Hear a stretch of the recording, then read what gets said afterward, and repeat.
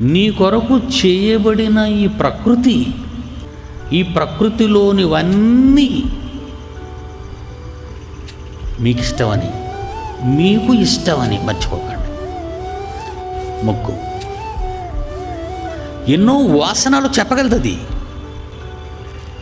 ఆయన ప్రకృతిలో ఎన్ని సువాసనలను పుట్టించాడో, కలిగించాడో, అన్ని సువాసనలను ఆస్వాదించగలిగిన నాసికను దేవుడు నీకు ఇచ్చాడు, నాకు ఇచ్చాడు.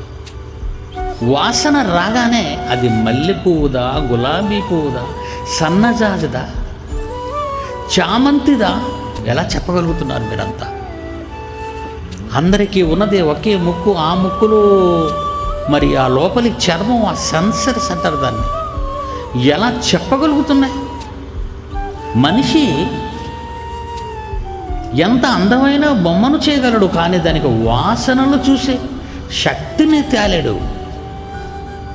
ఒకే చిన్ని నాసికలో ఇన్ని వాసనలు చూడగలుగుతున్నాము అంటే ఇక్కడ మీరు నోట్ చేసుకోవాల్సిన పాయింట్ ఏంటంటే, మీకు ముక్కు ఇవ్వకముందే ముక్కుకు కావలసినవన్నీ దేవుడు చేశాడు.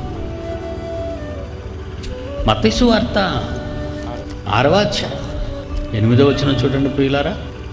మీరు మీ తండ్రి అయిన పరలోకపు తండ్రి నన్ను అడగక మునుపే మీకు అవసరమైనవేమో ఆయనకు తెలియను.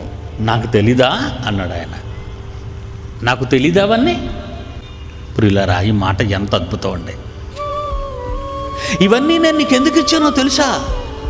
ఇవన్నీ అనుభవించే నువ్వు నా కోసం బ్రతకాలి.